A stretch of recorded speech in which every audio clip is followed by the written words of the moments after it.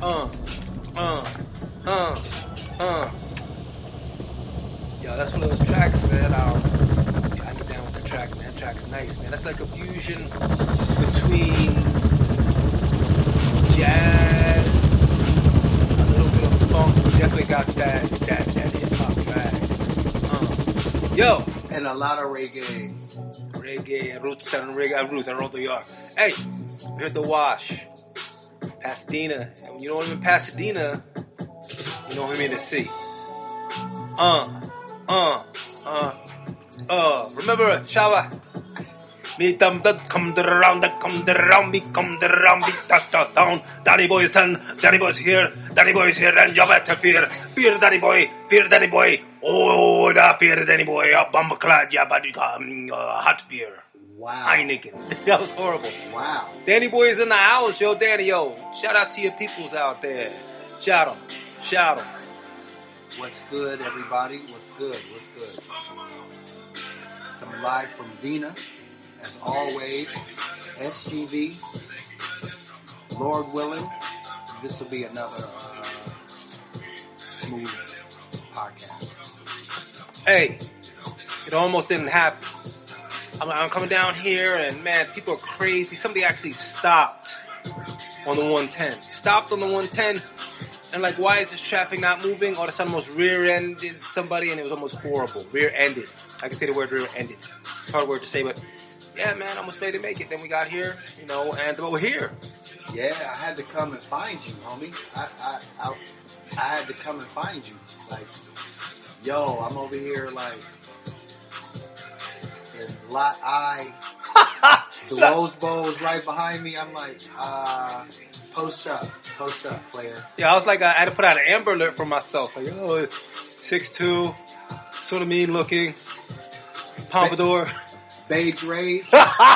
Beige rage. You gotta watch out for the light skin cats. Me come back around me, Uncle Kingston, machete, everyone. Bomber clap me, machete, everyone. Yo, burning tire off everyone. Hey, that is one thing about y'all, Caribbeans. Y'all will cut and get a minute, you know what I mean? Y'all come to the ride. Yo, it's just about to show. Here's what it is, man. It's like, it's, just that rage, man. I don't know if it's the heat. I don't know if it's the Spanish, because, the Spanish were very passionate. You had the Portuguese, you had the Spanish. We're talking about, like, the particular, human, people who procured human, cargo and human talent for free back in the day. So the Spanish were very, passionate. As a matter of fact, they used to tell the women who used to work on the Spanish plantations in the Caribbean not to make eye contact with the Spanish soldiers because they would rape them. Wow. They would think that you're coming on to them, so they always had to bow their head down, and that's how the Spanish got down, and they got down like that in the Caribbean and the Philippines. Wow. Yeah, don't forget they took the Philippines too. Yeah, hey, Filipinos are descendants of slaves themselves. Just different kind of slaves. Negrito in the mountains. Yeah. That's funny, because I think the same is true for even in Cambodia, if I'm not mistaken. Like, the darker ones were always up in the mountains, up in the hills. Yeah. The Philippines actually has black people. Oh, yeah. That live up in the mountains, negritos. The negrito. Negritos, and it's not like they're actually like southeastern blacks, man, up in the mountains of the Philippines. Filipinos will never tell you that. You have to mention it to them. You really do, and it's one of those things too. Like, if you corner them on it, you actually like inform them, like, yo, this is what it is. They can't really deny it, and a lot of times they won't. Again, like you said, very few of them are going to actually volunteer that info, but if anyone who is anti-willful ignorance nowadays, to be ignorant and not know is really on some like willful, like you almost have to ignore knowledge at this day and age to remain ignorant, where you just don't know certain things or, whatever. Willful ignorance is very faddish right now. And a lot of people are accepting willful ignorance over truth, over logic, over facts. I mean, they just are there. People are being willfully ignorant. It's like, okay, that's why history is such a sort of a tepid subject, because everybody chooses their perspective they want to see on history. Yeah. For example, if we even go down to the Confederate statues, okay, the Confederate statues, it's so deep on all sides, but yet really not that deep, because then you see the willful. I don't know why I'm bad with W's today. You see the willful execution of ignorance, because number one, most of those statues were put up in the 30s, and they weren't put up. They were put up to counter the civil rights movement. So if you're going to put up a statue of a general, I would think you'd put it up in the 1800s when that general died. But if you're putting it up in the 1930 or 1940, or you're putting it up in the 60s, to parallel the civil rights movement, all you're doing is passively aggressively saying, we don't agree with the civil rights movement. That's basically what you're saying. And you're putting up these statues to remind you of who you are. And that's the willful ignorance. Because the willful ignorance is you took second place. Right. You lost. Right. For example, the Miami Heat are not up there building statues for their second place team. Right. If you were south of the Mason-Dixon line, you took that L. You get no statues for L. If you're putting a statue up, basically you're putting it up for racial propaganda. Yeah. But you know what? Hey, go ahead and grab the mic, man. What are you? Oh, my Brian Gumble. What's wrong? I keep trying to hint to you, man. Take this microphone, man. Right. To piggyback off of what you was just saying, it's like the Seminoles, my understanding of that was that this tribe, they weren't really about being passive, and so they stood up at a point where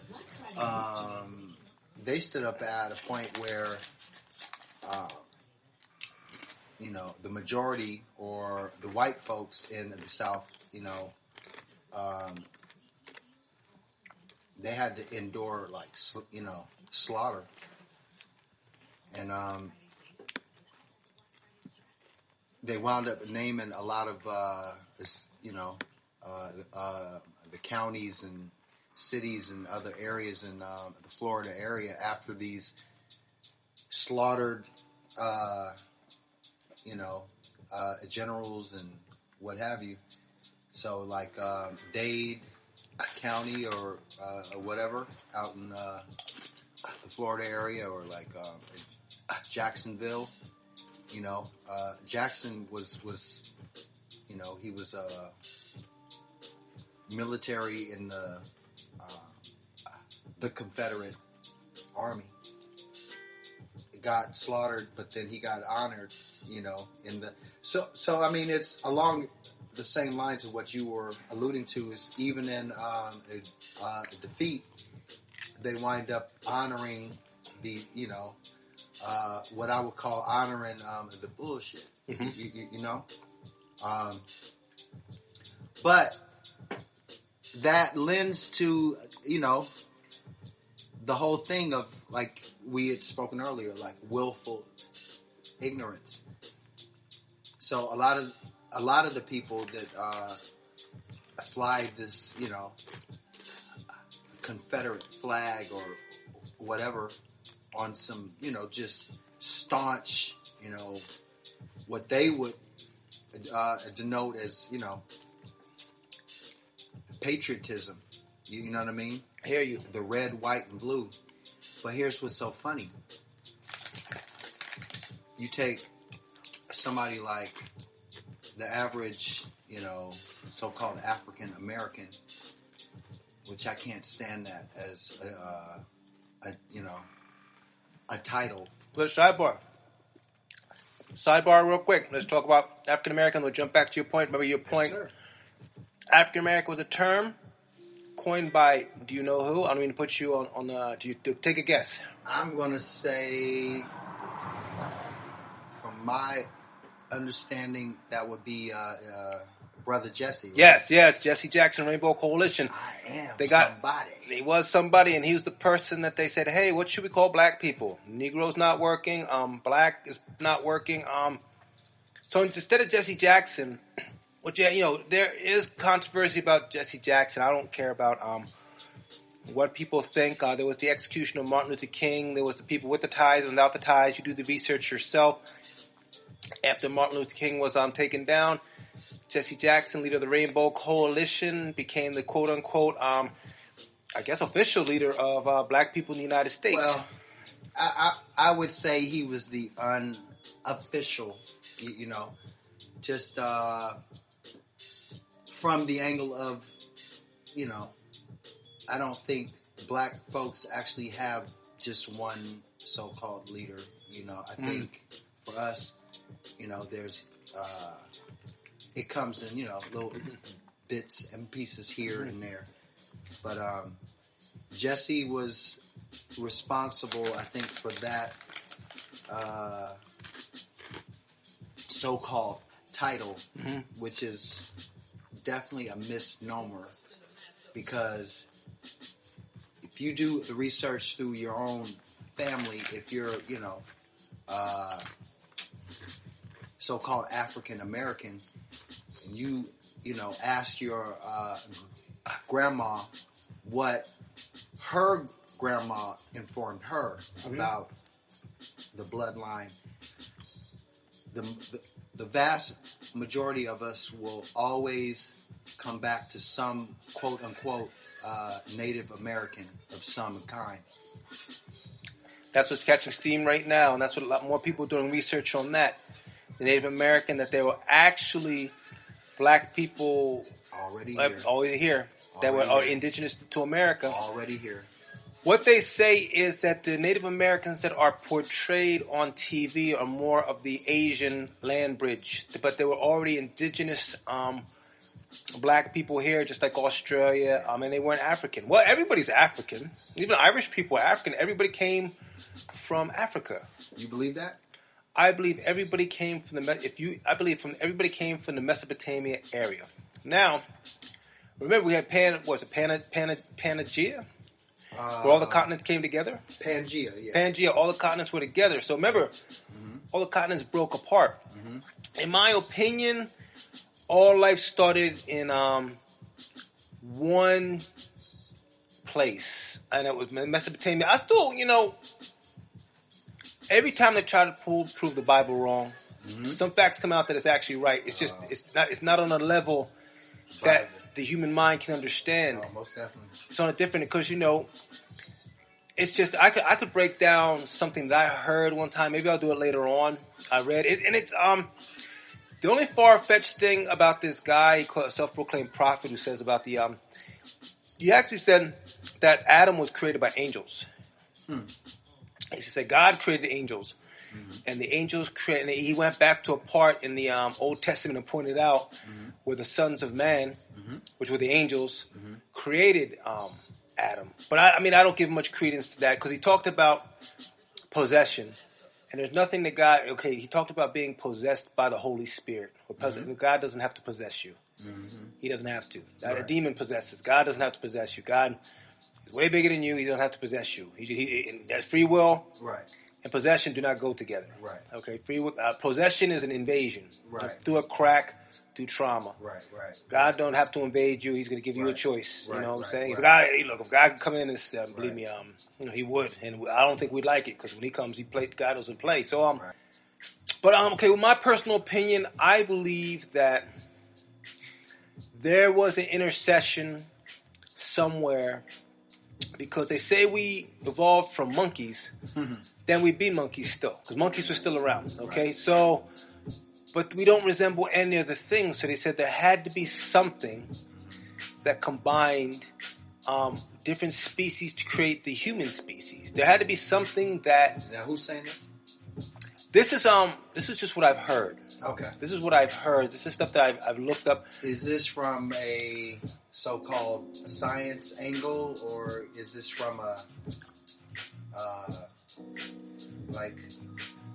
popular belief angle amongst like a certain group, or I think a population. I mean, I think between most people, most people think that we evolved from monkeys. And where did they get that from? They got it from science. And we got that where? In school? In school. Right. Which is we're inundated with all this false information, and that's one because there's no possible way that we evolved from monkeys. When they say that we actually have the DNA of pigs and rats in us as well, you know. But they say different groups do. Everybody doesn't have the pig, but there is pig DNA in certain ethnicities. Right. I won't get too deep into it because I don't want to rock the boat, but there's definitely not monkey DNA. No. You know, but go ahead, expound more on that. Tell me your angle on it because I believe that. I'm glad you put me on the spot with that because I really didn't know what I believed because I'm still sort of compiling the information. I mean, honestly, I don't have a total answer for you because I'm still hearing all these different angles. Yes, popular conceptions from maybe a scientist I heard on Joe Rogan, or maybe somebody I heard from a YouTube video, from a school, from my own sort of just figuring it out, like. Right. You don't need somebody with a PhD to help us figure everything out. Right. A PhD just means you went to a prestigious university, you paid the money, and you did what you had to do, but that doesn't make them smarter. It doesn't make them better. That just makes they studied for a goal. Well, see, right off the bat, there's a difference between being educated and then being. I guess what would be considered wise. It's two completely different things. Completely. You know, not even the same ballpark. You can be knowledgeable. You know, like know a bunch of things. But I think when it all boils down to it, the difference between wisdom and I think knowledge is you can know a lot of things or be inundated, or some would even say indoctrinated with school. Yeah, I mean, look at the process. I mean, think about this. In some instances, if we really break it down, teachers are exposed to some children more than the parents are throughout the week. Oh, a lot more. Right. And teenagers too. And teenagers don't even like to talk to their parents, but they talk to a teacher. Right. And so therein lies, the avenue where, information, it can be poured in, and it doesn't necessarily have to be correct information, just information. So, to answer you, it's like when you break down someone being what we would call intelligent or smart or whatever, that would all depend upon,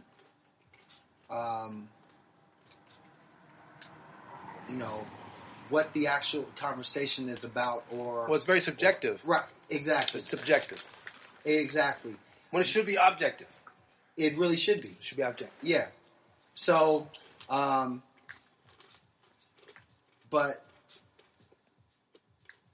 knowledge is knowing a lot of things. Like you can regurgitate what you've been told, or sort of like what's homeboy's name again?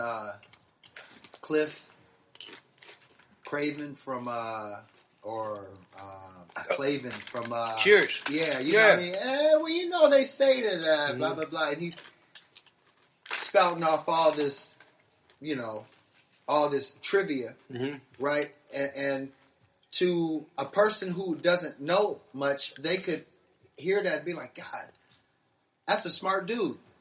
But if they knew just a little, to be able to understand, like, wait a minute,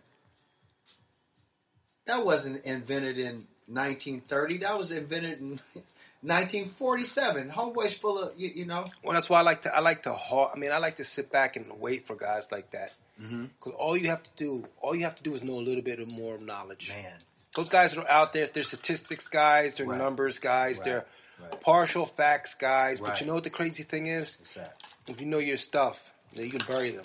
Yeah. Because I go deeper. Yeah. Because, they sit around because they think they're the smartest kid in the room. Because they, heard it somewhere. But, I'll wait for guys like that. I'll go deeper. Right. Or I'll even take the alternative history. Right. Because it's always like you want to make their mind work. Right. The people who rattle off stats or rattle off, go deeper. Right. Go deeper. Right. Like, to clarify though, knowledge is knowing a bunch of things, or the appearance of knowing a bunch of things. Wisdom, on the other hand, appearance. That's a good word. Appearance. Yeah, because a lot of times a person can appear to be, like if you ask them about botany, they can break down like what kind of plant this is, and if it's an annual, or if it's this, that, and third, when it needs to be fertilized, and how it got its name, and all of this. And it's like, wow, this person is super smart. Yeah, about plants. You know what I'm saying? And that's knowledge. On the other side of that, wisdom would be the application of all these things that you've learned. Through life experience. Exactly.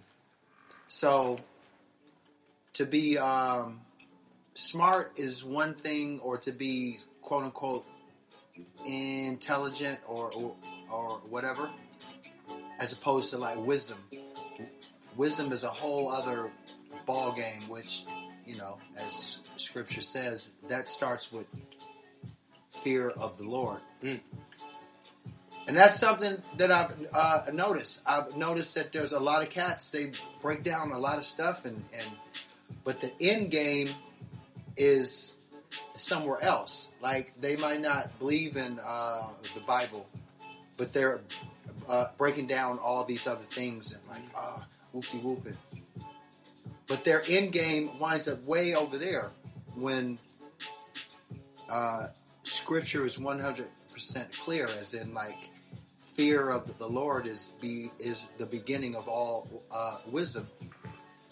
And it's not fear as you're afraid. It's fear more so as like a reverence that you didn't make yourself, and you didn't make anything around here. You didn't make a tree, a sunset, a beach, an ocean wave. You made none of that. And you're here. And so you're a small player in this whole production. And I think that is where, That's what God was trying to. That's what God was trying to tell Job. Job was telling him that when Job complained. Right. That's what God was trying to tell Job. Yo, you're a very small player in this. Right. I mean, this the front row seat you have right now. You should be very honored. and you're complaining, right? That you're center stage. I'm God. You're center stage, right? And right. That's what I'm saying. But in Job, when we look at the things, we look at everything. I created all this, dog. Right. You. Right. Are a very small player in this. So why are you even talking? Right. You should be happy to be alive right now. You know, one thing, I took Hebrew I took Hebrew in LA Valley College. My professor was Zeb Gardner. We learned more about Zionists and Jewish dating practices, and I think we actually learned about Hebrew. Right. But one thing I do remember about Hebrew, though, is what words are said in Hebrew mean what they say. Right. Okay. I think English is sort of like taking a word, combinations of words. We can talk about English later. They actually say the English language is a spell language. Oh. They actually say English is a. Why do you think everybody wants to speak it? We'll get to that in a second, though. Yeah. Okay, so fear and respect. Maybe back in the time when the scriptures, the words were being written, the translation was, I would think it'd be respect for God. But maybe respect in that culture is fear-like. But because I think that's another thing that comes in and tries to ruin our relationship is like fear. Mm-hmm. Like fear is a negative word, but respect is a positive word. Right. But in that time, fear and respect might have been the same word. It's two translations, but it's also the manipulation. That's what comes with that remnant word. You got that remnant word. You see beyond the physical words. So when I think about God, I think about I would have so much respect that I would be scared to do something. So it actually might be a combination of both words. Like you have so much respect. Think about when you was a kid, right? Because we spoke about this last time. Like adults, all of us are still kids, homie. Yeah. I mean, when it's all said and done from the angle of God being supreme and sovereign. We go from diapers to diapers. Exactly. Yeah. So imagine when your pops got home after you've been like messing up all day, and mom's just like, yo, when he gets here, you know what I mean? And or when he does get there and he walks in. Think about this. Back when you were a kid, when he walked in, he didn't even have to say anything. He could just open up the door and walk in and just look at you. And all the quote-unquote tomfoolery stopped. Like instantly. He didn't even have to say anything. And that's the same sort of like microcosm, you know, as in your earthly pops walks in, or if he looks over at you and motions for you to come here, and if he motions a certain way, man, you about to drop whatever it is, and you heading over to where he's at. It's kind of the same thing. It's like, of course you fear your pops because he's the one who can dole out the beat down that you can't do anything about. Mm-hmm. And what's funny is for your earthly pops, I've never attempted this, but I know a few cats that have, you know, got about 18, 19, 20, maybe 25, and pops is like pushing 50, or he might be 50, and his 25-year-old son raises up on him, you know? Like, pops might be 6 foot, you know, Junior's like 6'2". Junior might have him, you know, by about a dub or 25 pounds, you know? So he's bigger than pops, and he's younger. He's a younger, stronger version in his mind. And And he raises up on pops. And Pops, taps that ass. Just like he did when he was, a child. It's the same thing. It's like after that beatdown at 25, he walks away with even more respect than he had, or as much when he was, a kid. Because he knows that the beatdowns are still unreal. Mm-hmm. It's the same thing with the Almighty, man. It's like, man, if God decided right now that, it's over for anybody, it's over. It's like being a child and mom's is, calling you in for the day, or your pops is calling, son, it's, time to come home now. It's the same thing, and so there should be a certain amount of reverence mixed with a healthy amount of fear, as in, if you notice that verse, it reads fear of the Lord, fear of the Lord. Anywhere else, fear isn't condoned. Exactly. But it's condoned there. You feel me? Yes. And it's condoned there for that reason. What's crazy? Mixture of fear is not of the Lord. Remember? It says it right there. Fear is not of the Lord. Mm-hmm. That's what I'm saying. That remnant word comes in. It's funny that you say that. And let me just add this real quick. Do your thing. For anybody who out there who's on some smirk, about scripture. It's just a book written by man and blase blah. And it's a bunch of fairy tales, and man, I've heard everything. First, I'm gonna start with knock it off and stop. Second, I'm going to start with, this is, it's not a book, it's books, it's plural, written by, 40 different authors over more than a 900 year span. It's funny, the Bible, 3 different languages. The Bible is like a anthology. It's actually like a combination. It's actually like a book of short stories. Like, it's not a novel. It's a book, not of short stories, but of powerful tales. But it's an anthology. It's like God's anthology. Exactly. So it's not a book. No. Literally off the bat, they're wrong. It's books that all fit perfectly together.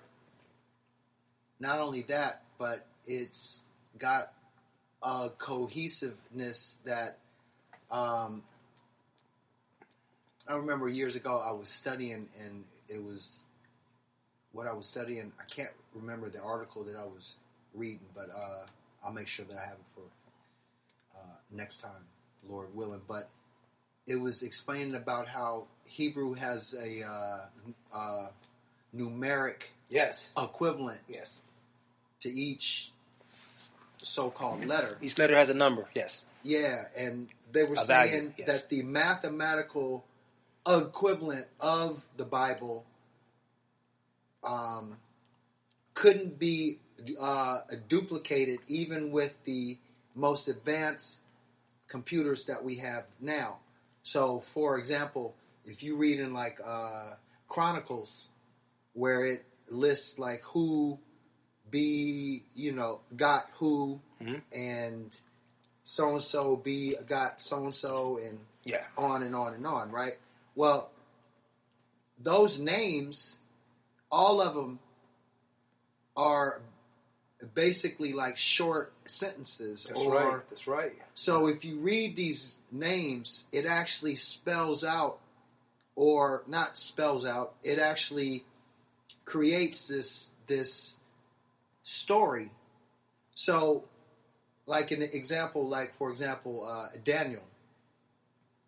In the Hebrew, that name, my name, actually means God is my judge, or my judge is God.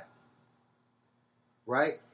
So that's an example of how a name has an actual meaning, almost like an actual sentence or a phrase. And so when you're reading Chronicles and who fathered who and who fathered who, it literally spells out an actual story. And that's just one example of the validity of the Bible. Even everything right down to archaeology or like chariot remains and remnants at the bottom of the Red Sea. Look it up. Or a gopher wood, which is that super lightweight wood that actually floats. Mm-hmm. That's what the ark was built out of, and there was reports that it was found precisely where the Bible said that it, landed, which is on, a mountain in, Turkey. And I mean, as far as science goes, Timothy, second verse of, let me hold on a second. I'm going to look it up, but it speaks about false science and how we shouldn't. Well, science is a duplication. It's a duplication of God. Well, that is true. But if the Bible speaks of false science, then there has to be a true science, just by default. So when you brought up earlier Pangea, that's what we would call an actual science. That's a true science, as say opposed to Atlantis.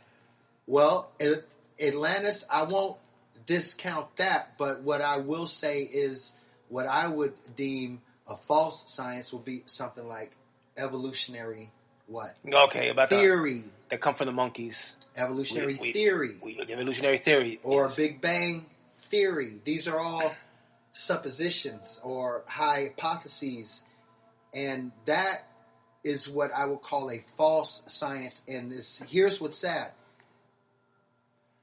Going back to being educated and the smart, or the ones that would appear to be smart, these are the people that will look me straight in my face and say, well, science disproves the Bible. And I'm looking at them with a smirk, and I'm going, no, it doesn't. No, science does not disprove the Bible. Science actually proves the Bible.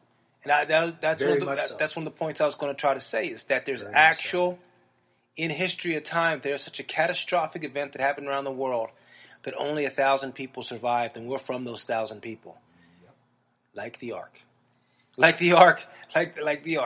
A catastrophic event happened around the world. It's scientific history, and most of us come from that. Now, I want to take what you said a little further, just because it arose these questions in my head, and I know somebody had to have investigated this, due to the fact that I took Hebrew a while ago because I wanted to know what the Bible really said. But here's where I messed up. And here's what I'm thinking.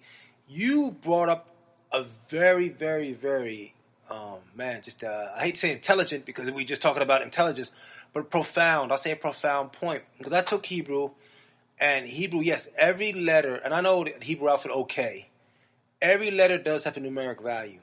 Okay, so say you take the original 8 books in their original sense, and you change all the Hebrew letters to the numbers.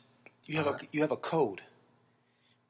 Nothing is more pure than numbers. 1, 2, 3, 4, 5, 6, 7, 8, 9. Right. Okay, so what if that's the truth? How? Because Hebrew is a written language. Aramaic is the spoken language. Hebrew is the written language, and Hebrew is the language of God. So that's what the Bible was originally written in.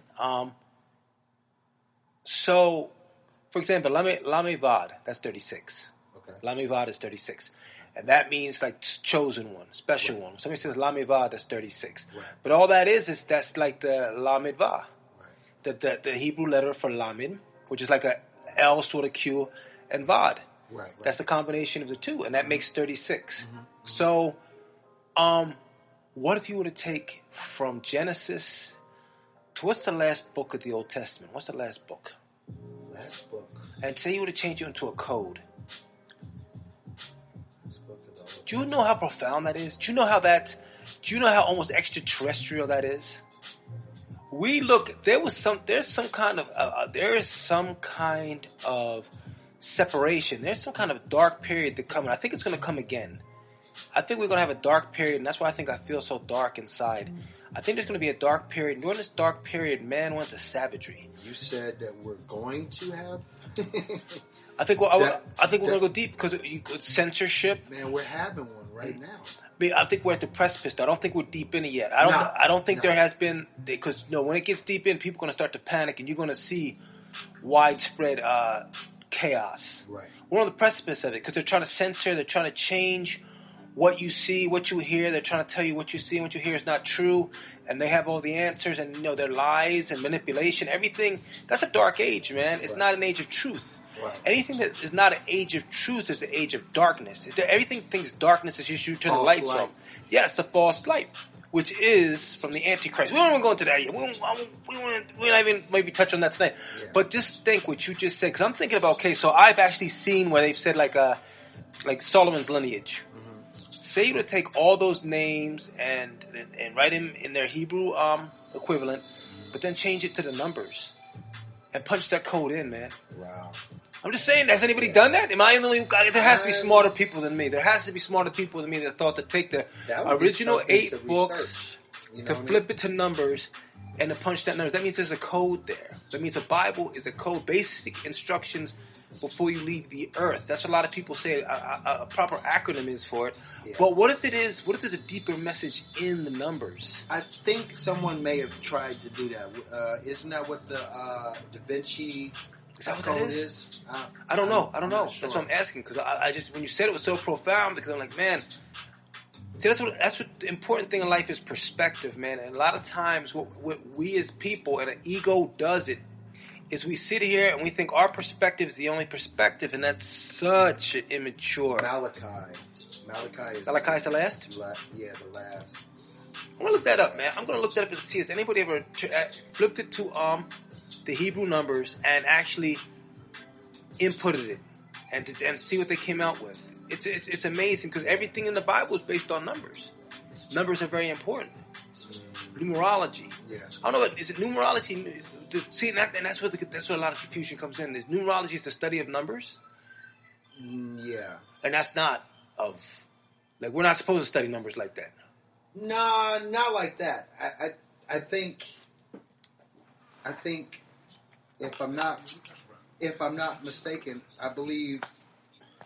Well, this is just how I see it. I think there's a right-hand side and there's a left-hand side, and this is no diss against all you southpaws out there, but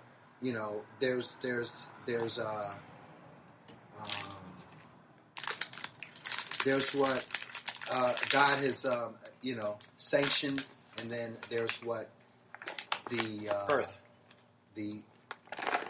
as we can maybe word it, the false duplication thereof. So God is love, right? But then you have on the other side of that lust, which it's a very cheap knockoff version, So that would be an example. So, as I believe and as I've studied, there's a numeral spiritual equivalence on the side of God, but then you have also, on the other side, you have numerology, which has its value in like a whole other part of, spirituality, on the left-hand side, or what would be considered the dark arts or whatever. Just like you have astronomy as opposed to astrology. Yes. One is a science and the other one is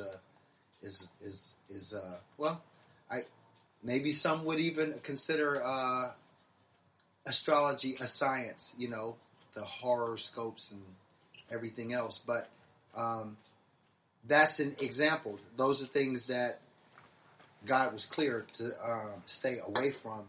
You know what I mean? Stay away from these, things. And that was one of the ones that was mentioned. But yeah, there's most definitely, two sides of it. You know what I mean? There's the right hand, left hand. There's power on both sides. And that's one of the reasons why in these times right here, I'm not really tripping off of a dude that can levitate, or a dude that can actually, like magicians and David Blaine and Chris Angel and Domino and all these other dudes. It's like I don't trip off of that because there is power on that side, and so a lot of people are drawn to that power. Whereas I'm looking at it from, a logical angle, and I'm like, out of the two, I'm rolling with the one that's, the most powerful, as say, opposed to something that's less powerful. You know what I mean? So, like in, what was that? Exodus, when Moses was before Pharaoh, and Pharaoh's magicians were, out there, and they was doing their thing with the canes, and threw the canes down on the ground, and they turned into snake serpents. Yeah, But then Moses threw his down, and his turned into a snake as well, and his snake ate both of the others, which was like very telling. That was the indication right there that there's power on both sides, but one is stronger.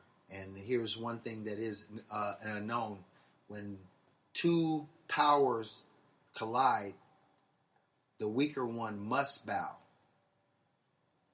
You see nature, you see everything. Yeah.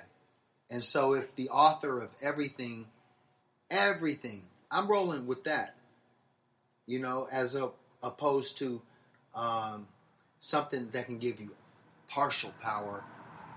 Or temporary power. Yeah, very temporary.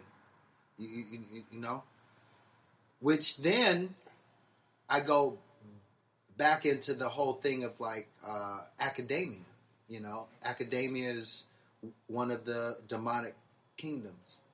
So when you start to break down Masonic or Masons or whatever, like the cap and gown is Masonic. Just even in its design. Look it up. Or what I find is funny is that you go to school or college, higher education, to get what? A degree. Mm-hmm. And then you eventually wind up with a master's. Well, as the Masons say they are the light, and the light is the knowledge. Is knowledge, right? But is it the right knowledge? It is. They say it's the light, but there are many lights. There is a great debate right there. You know what I'm saying? Do you know how many educated dummies that I've met over the years? Just as in, and I don't mean that in any disrespect, as in anyone who's quote unquote educated or they have their a degree. I may or may not be speaking about you. That being said, I've seen people. I've grown up with people from childhood. We got baptized at the same time and everything else. Go through high school, 12 years of, education. Mm-hmm. Then, they dip off to a college and they become too smart to believe in God. Like, now they've learned, they've stepped onto a campus which is very hostile towards God in the Bible. Very hostile. And after 4 or 5 years of that, and the whole Grove system and the bachelor degree, which is, stems from Bacchus. Bacchus the guy? Okay. Yeah, you know what I'm saying? And it's a... as far as hostility, hostility comes from a trigger. I'm not going to go into specifics, but if you throw some literature and I don't believe in it, I don't care. I'm not going to get specific because you don't. There's some pretty powerful groups out there, and they all hand literature out in different places. When somebody hands me literature, I don't get defensive. I'm just like, okay, I'm very dismissive. So I'm thinking if people are hostile to something, there's something deep inside that's fighting it. Right. Because you're not hostile to anything you don't believe in. If somebody comes up to me and says, "Oh man, you Pittsburgh fans suck," like I'm from Jersey. Yeah, but you're next to Pennsylvania. Okay, well I like the Eagles. Well, no. Okay, I'm just going to dismiss you. Right. But if somebody says, "Hey man, the Eagles suck," like, hey, you watch, that's enough. But why? Because that's something inside me that I believe in, and you're going against a belief. Okay, so that's what I'm saying. You're definitely right. Here's why I went to college. Okay, I went to college because when I was younger, I knew that everybody didn't get the benefit of the doubt. Right. There were things like racism. Right. There are things like sexism. There are things out there that you have to overcome. Right. So I said, if I get this college degree, you at least have to give me an interview. If I don't get this college degree, you can say no to me. Gotcha. And over 85% of the times, I know why you said no. Right. But if I get this degree, you have to at least give me an interview. Right. And that's all I need. And I'll get it. Right. Like, I'll get it. You can't. Okay, I can't. But if you're not going to give me the opportunity, I can't get it. Right. If I get that opportunity and I get in the door, I'm going to nail it every time. Right. Because I know who I am. Right. As far as being smarter, look, I was smarter than a lot of my teachers.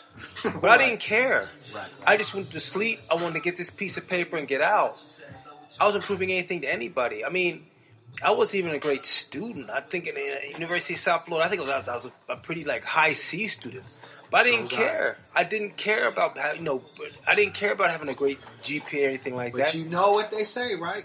What do they say? C's get degrees, baby. That's all that matters. Because I actually tried to make the honor roll one time and I just barely missed it. Or there was one time I got all B's. But what happened one time was I remember I was taking a communication class and there was this big auditorium. I feel like 300 people. The professor was very cool, was a woman. She was a very cool woman and very nice. Anyway, so when we had the exam, they just took the exam and she passed it around 300 people. You can't watch 300 people. Mm-hmm. So I remember sitting back there and this fraternity started passing the test around. Mm-hmm. They actually started sharing the test. They had the answers. They had the answers to the test. And I was like, man, now I know the game. Because nobody's ever going to know that they cheated. All they're going to see is the degree. Yeah. All they care about is the degree. Right. They don't care how you got it. Right. They just care that you have it. Exactly. And that's sort of like you ever go to a concert or something and you just have the wristband? Thank you. You have the wristband or you have, and they don't care, where you, as long as that wristband is yellow, you get in this section. To get in the club. They don't care where the wristband came from. Mm-hmm. The club, exactly. There's different levels to these clubs. Now, after I saw the whole bachelor's degree thing, I said, because, they wanted me to go back and get my master's for a credential to be a teacher. Right. I was already hit by the game. Right. Like, why am I getting a master's degree when I've been a teacher for years and years and years, and now all of a sudden I got to pay, $20,000 to get something I've been doing? Okay, that's a scam. Right. You're scamming me. Right. I had to get it before, but I don't have to get it now. Right. Because I can do the job. Right. I'm an effective teacher. Right. So you're saying I have to go back to school. Why? So you can make money off of me. Of course. So, of course. What colleges are is they're money-making institutions. What you're paying for is that piece of paper. Why are you paying that piece of paper? Because an agreement was made a long time ago between these industries and colleges. Right. It's a business agreement. AT&T, Apple, all these, they make agreements with the universities. You know what I'm saying? Okay, well, you have to accept this degree. Right. Well, they have to get them then. Okay, well, you got to get a degree to work for us. Okay, I got it, yeah. Right. So it's symbiotic. They work together. Right. Just like, for example, student loans. You're giving a student loan of $30,000 to an 18-year-old. Right. What you're doing is you're putting them in debt. Of course you are. So then that means that the student loans, working with the college, is working with that collection. It's a business. That's what the American dream is. I mean, the American dream is a setup. Buy a house, 2 cars in the yard, send your kid. It's all unobtainable things that you would work to help your whole life to try to get. Listen, you just nailed it right there. You purchase a house, right? Mm-hmm. Which is a part of the quote-unquote American dream, right? So you get like what? A 20-year, 25-year, sometimes a 30-year fixed loan or subsidized, unsubsidized, or a FICA, whatever, right? Uh-huh. So they got you locked in for 30 years. Before that, though, you attend a college for what? 4 to 6 years. Basically, it's going to be like 5 years, right? 5.5 years. Right? Yes. So to get the fancy ride, right? You're making payments on something either 4, 5, or 6 years, right? Mm-hmm. So cars nowadays, like something like right off the lot, you're not driving off the lot with all the bells and the whistles for, I'm going to say, anywhere from 30 to 45, 35,000 to 45, 50,000, and that's just on, something that would be a lower end luxury, Here's the thing. Now, look, 5 years locked in to a car payment,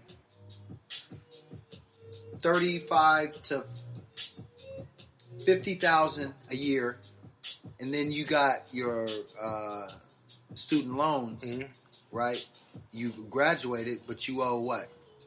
Anywhere from like about 50 to 70,000. Easy, and then depending on what your major is, it could be up over, and both of them depreciate. 100,000. Once you drive a car off the lot, it depreciates. Once your college education also depreciates because you constantly got to go back and get more training and get another degree because a bachelor's is not it anymore. Now they want a master's. If you don't have a master's, you are antiquated. The whole American system, because let's go over something too, and it's not downing America, because we're both Americans and we love America. I love it. It's the best country in the world, in my opinion. We couldn't do this in any other country. We'd probably get raided. But what I will say is this. You get suckered into the American dream, but you don't own the land. You got to pay property tax. Right. How can you pay tax on something that you own? Right. So but this is done right in front of people's faces. That's why it's so easy. Not to touch on the election right now. We can touch on it at the end, but things are done in the American people's faces that are so obvious, and people choose to be ignorant. Right. How are you paying for a house and you pay property taxes? You know why? Tell me. Let me say it this way. We live in a so-called woke culture, right? Like everybody's woke. Like woke is this hip new. Oh, I won't say it's hip, but it's a fixture in the social and, let's say, cerebral posture and perspective of a lot of, Black Americans, so-called African Americans, and then a lot of other folks as well. Woke would probably denote, knowing things that or being aware of certain things that run up under what we would consider mainstream or the inner workings of motives of other people and all these things, right? Trip on this though. The American dream in this woke culture that we're in now. But in order to dream or to have a dream, you got to be asleep. Amen. Yep, that's it. And so this is how I look at a lot of, and again, no disrespect. I am not, this is just my opinion as in what I see as in folks running to be in debt. I mean, I'm talking about this is a race to see who can be in debt the quickest. Like the ambition to obtain the new car at whatever cost. Like you were saying, not really caring about how, but just the idea that you have it. Well, this is an inward, you were speaking about outward, like you're walking towards someone with the wristband and the person sees the wristband, not caring how you got it. Okay, come on in. This is on the other side of that. This is the person doing whatever, trying to get to this point, whether it be quote-unquote educated or... now, again, I'm not saying anything's wrong with smashing in a brand new ride or educating your own self or buying a house. All I'm saying is recognize what it is that you're doing. You are placing yourself into a certain amount of debt to achieve, and this is how it's all set up. Lust of the eye. So, yeah, exactly. So as long as you know this going into it, I'm not hating on education or certain levels of material. Riding in, a bucket, opposed to, something with some ambient lights on the inside of the door panel, ambient lights. Like the only ambient lights that, I see in what I'm rolling in is from the radio. You feel me?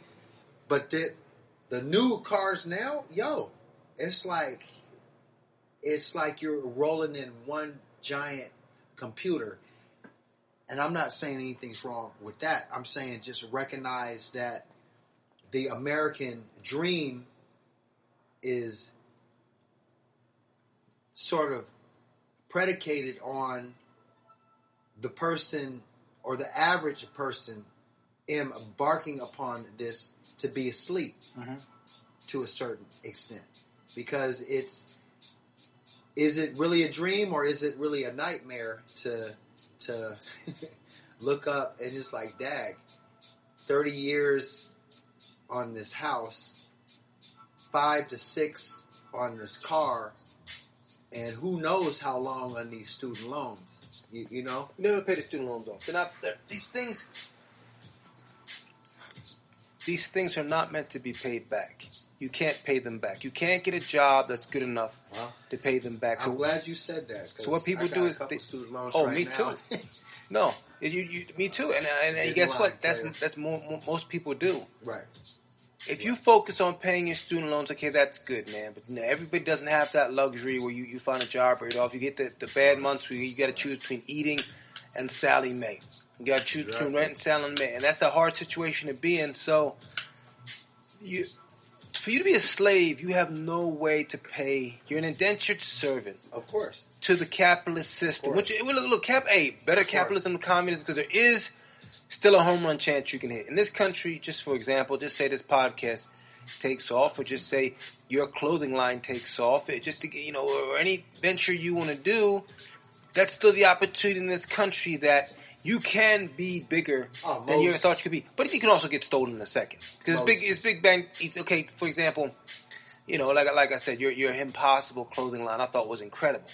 Okay, so I'm not going to be the only one who thinks that. When it goes out there and other people see it, there might be somebody else that might be running a Christian clothing brand. Like, I think it's incredible too. Hey, check it out. I want to buy it. And you might say, well, I'm not selling. Right. Then this person might say, well, then, may the best man win. Right. Right. Okay, may the best man win. Right. So I'm going to starve you out. Right. Okay? Right. That's capitalism. Right.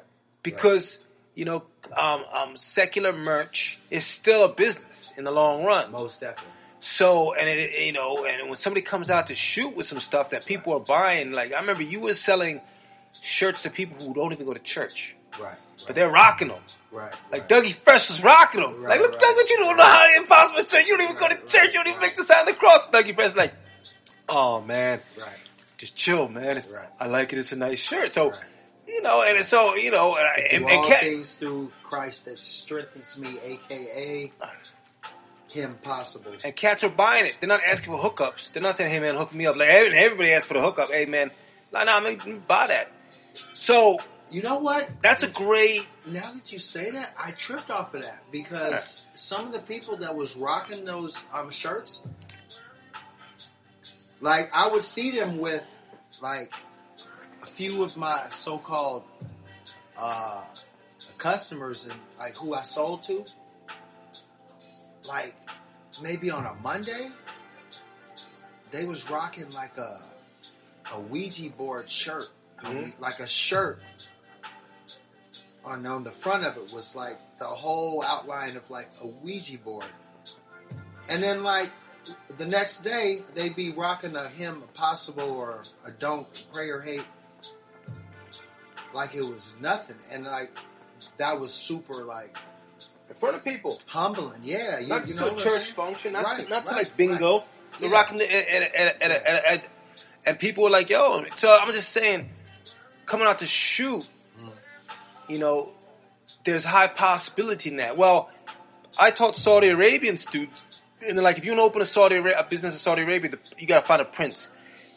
The prince is going to take about 60-70% of your business. Right. In this country, you can get your merch going, and you can. Yeah. Anybody has a chance to be big in it. Yes, now, sir. how long they stay, I don't know. Yes, sir.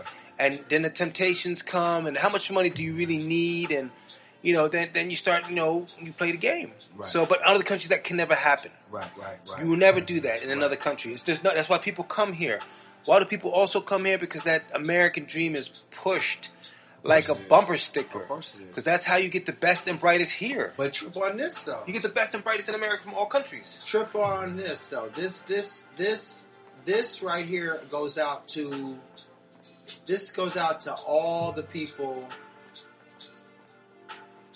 with vitriol and, sort of an axe to grind or little skewed perspective upon so-called African Americans. And, you might have some immigrant that moves here from their homeland and within 5 years they're balling.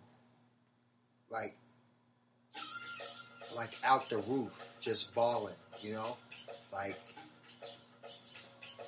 I'll say this. Just so y'all know, it's like there are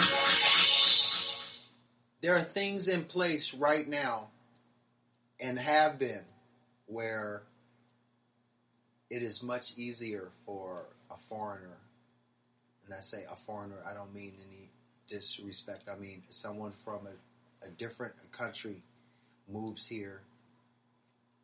They can get grants and incentives to open up a business.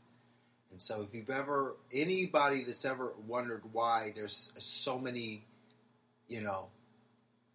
Asians that might own a liquor store, or, someone from the Middle East that owns, a gas station, or someone Asian that owns,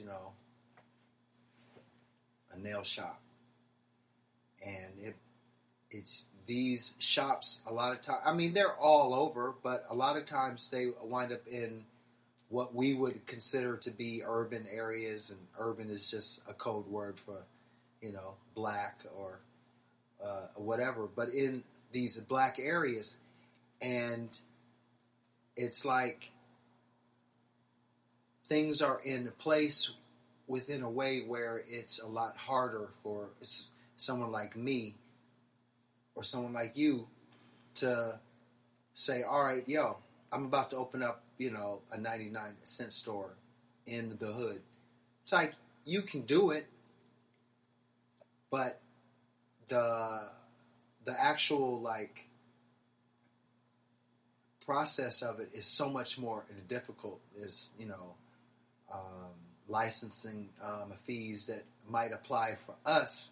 When I say us, I'm talking about so-called African Americans that wouldn't apply for, the Asian or the Middle Eastern or any other immigrant that happens to move here. There's, like I said, there's all sorts of grants and incentives and other things that makes it that much easier. So I was tripping off of this because this works on the other side also. As in, I trip off of when I look at, the like urban legends. You know what I mean? There's urban legends, like they were saying how back in the mid-'80s there was a railroad. There is a railroad that runs through Los Angeles, and it runs all the way from the east side all the way through, down through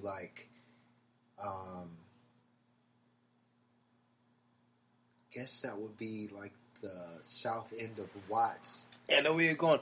Finish this point because I want to know, and take your time. Mm-hmm. I'm going to offer an alternative view of that.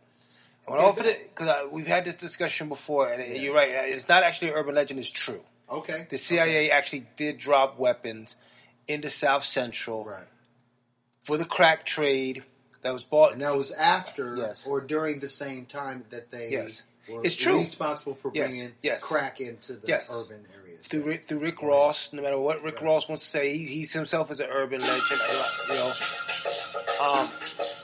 Because I honestly believe there's not one person who could invent something so addictive. Oh, right. I mean, when I study the history of Rick Ross, and I hope if he hears this, and odds are he's probably not going to hear this, but there's no way a guy from L.A. trade who never finished high school, who barely read, could concoct crack and make the addictive. Because it would have been done before. There were people in the cocaine game before. There were people freebasing on all that. Right. Look, man, there's nothing new under the sun. Right.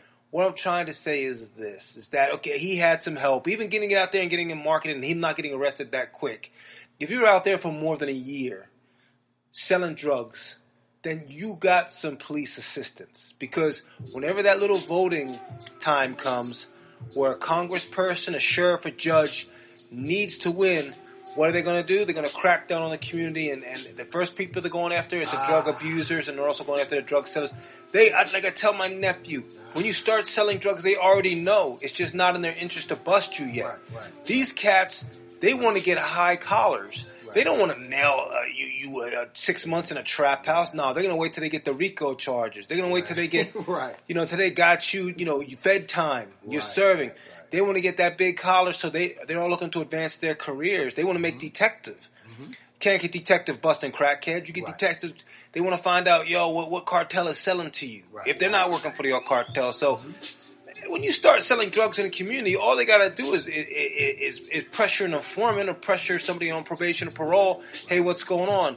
Right. I'm going to revoke it right now. Okay, now I'll sing. There's some new cats around there. And the cop's like, okay, let that go a little bit. We'll let that go. So the crack ordeal that you're talking about, and the weapons thing can all be tied to true events and have been validated through CIA agents and FBI and actual law enforcement. So I wish it was an urban legend, but it's true. It's true as the water crisis in LA. Why do you think they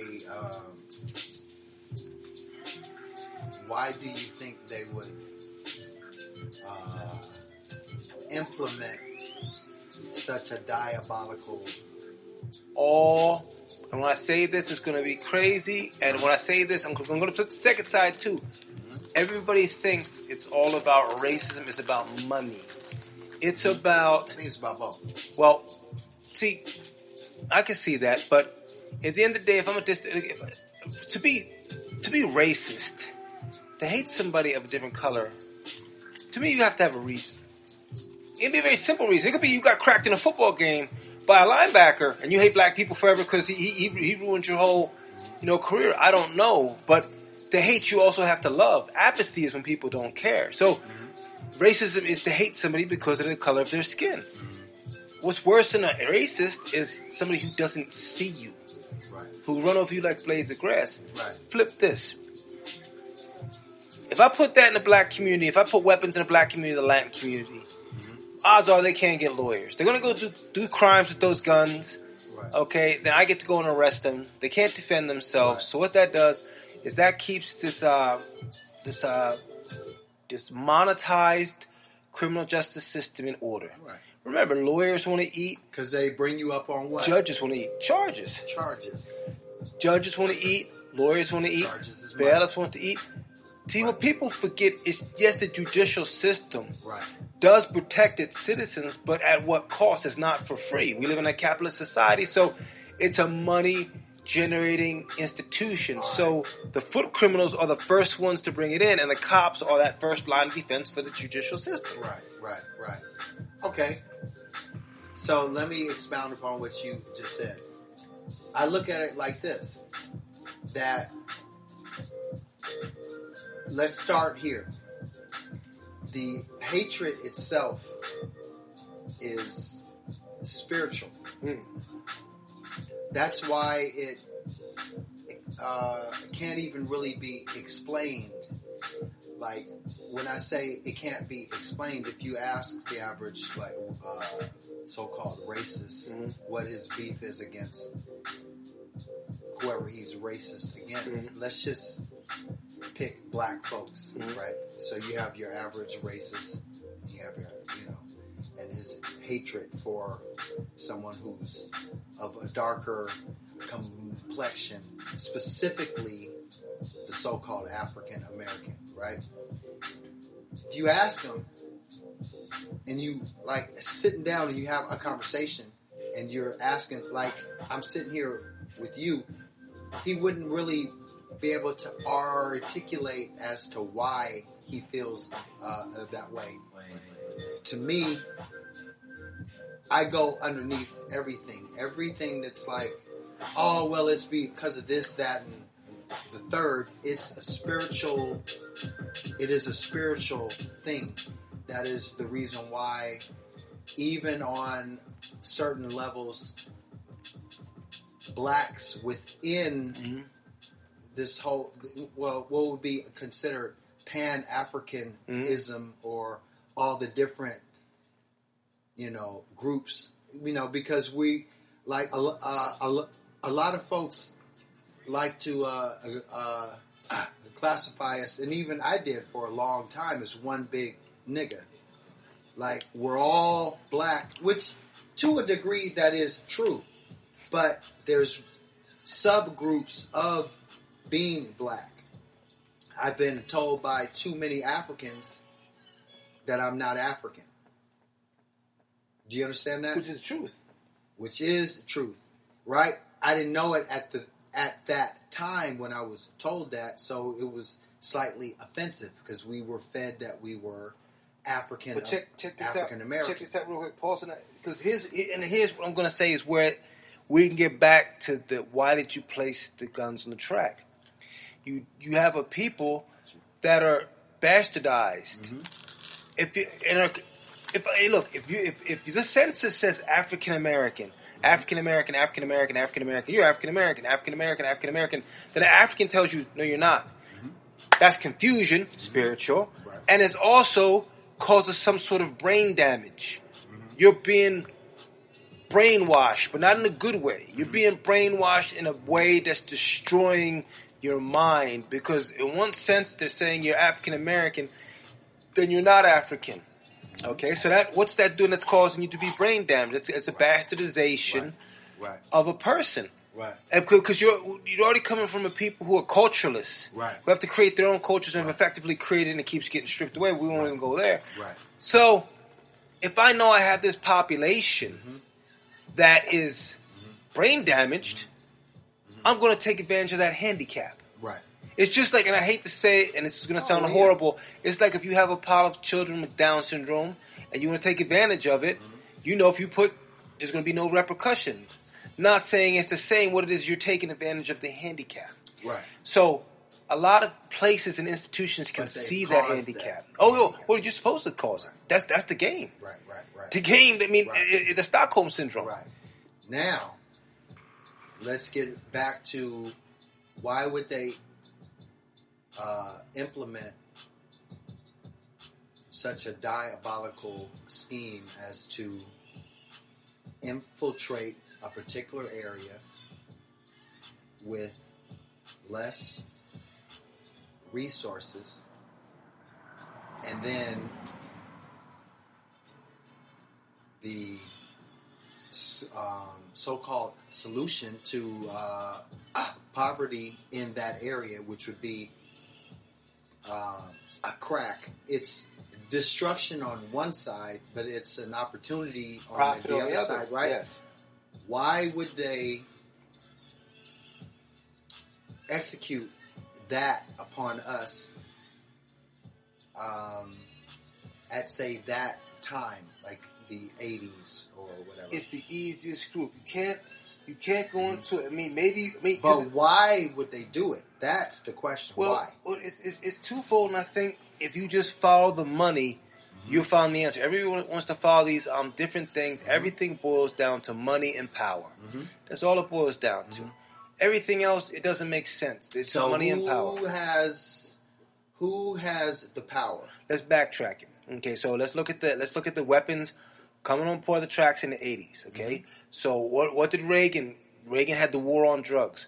Why are you declaring a war on drugs? Okay, wars have to be funded. That you brought in, right? The wars have to be funded, right? So it's all to make money. So somebody has to, and that drug trade was funding the Nicaragua and the Contras. So the drug trade in America was actually funding that. That was funding the rebels' war that was going on down there. Everything boils down to the money. So if I'm looking above here, and I'm pimping everybody. So that's what everybody thinks. It's about rich and poor, man. So if I'm sitting up there, I can't infiltrate the Spanish speakers because they speak Spanish and they're going to talk around me. I can't go after the middle class, traditional Americans, because they have this sort of this sense of community, like this sort of overly moral stance. Now you can do it in the poor communities then, because let's look, meth and all that takes. You go to a trailer park, it's drug filled. Okay, they're selling just as many drugs. That's what people fail to realize. The poor white communities are just as being devastated by, and that's why they don't want the unity together. Of course. Okay, so Let's go to the 90s. Okay, the prison industrial system, complex, which was brought in by Bill Clinton. They had to fill those prisons somehow. How they're going to fill them and who they're going to fill them with. They got to fill them with a population who does not have the means to fight back. Right. So if hey, look, all those houses you have and all that disposable income, you start putting that up for lawyers. But if you can't put it up for a lawyer, you got to take the charge. Okay. You have to take the charge, and the charge is going to get you. Hey, look, I was going to give you 10 for this, because your public defender is not there to get you off. Your public defender is just pretender. Oh, he's a pimp. He's just there because he's just there to get you. He's there to get you in. So, all right. Very insightful. Let me lay it out this way. But I'm gonna hit you with the real thing. I'm gonna hit you with the real deal. Why? But I'm gonna save it for. I'm gonna tell you this because it's gonna be what it is. Man, is when they destroyed the black family. When I say they, I'm not talking about specific race. I'm talking about the political, the actual structure. The political corporate structure, because everything is monetarily based. So when they destroyed that, what you developed was a celebration of a thug culture. Once NWA came out, because remember, that wasn't the original hip hop music. Hip hop music was story based. It was just punk music, but with a rhythmic beat. Right. And everything was sort of lifting stuff up. But once they came out with the NWA, and there was some East Coast groups too, and the Ghetto Boys and stuff. But then you develop the celebration of a thug culture. Right. Traditional America does not Italians used to, because there are other groups. Italians, I don't know why Italians don't get labeled with that too in Spanish, because there is a celebration of a thug culture. But I believe even Jamaicans and Africans don't embrace the thug culture like Black Americans do. Right. Like they really get into it. They get into it like a Jerry Garcia concert, like a Grateful Dead. So I mean. It's a culture. And what's sad, look, and here's what's sad. What is sad is that is a so-called one of the I guess staple personalities that's equated with quote unquote being black. Now, it's like gangster this, gangster that, and that's almost the go-to or the what would be considered by a lot just through what we see on the quote unquote idiot box or whatever. Everything is popularized through this box that we all sit and we watch. Now, let me backtrack. Why would they implement such a diabolical scheme and then carry it out against these people or so-called African Americans or so-called blacks, myself included? I believe there's a part of history. I'm going to cut you off, but this came. I believe there's parts of history that are not taught in our schools, because I believe that this country had black and white people both living together before the institution of slavery. Because if you look at the first Revolutionary War, one of the first people that was in the fight was Crispus Attucks. So do you think Crispus Attucks was the only black person in Boston? Hell no. Central Park was an all-black neighborhood. So they had black and white people living among each other. Now, if you look through let's look at segregation for 1 second. Okay, segregation, they will never tell you this, but you had some of the biggest black millionaires. You had neighborhoods that were affluent. You had good schools. You had everything. They kept the money in the community, and they knew how to, because they knew how to. So they knew how to develop that. But on the outside, this money could not be touched because they had already developed the prejudice to separate. So you got this on the outside, but they said, hey, these people spend a lot of money in their community. And look, they're all wearing nice shirts, and they got nice houses, and their churches look immaculate, and they always wear. Remember, people did not worship the thug style. Remember, back in the day before the 60s, you were judged on how you dressed. Right. You had to dress immaculate. Right. Like, you couldn't just walk out of the house. I mean, women wouldn't even talk to you unless you were like dressed to the nine. Right.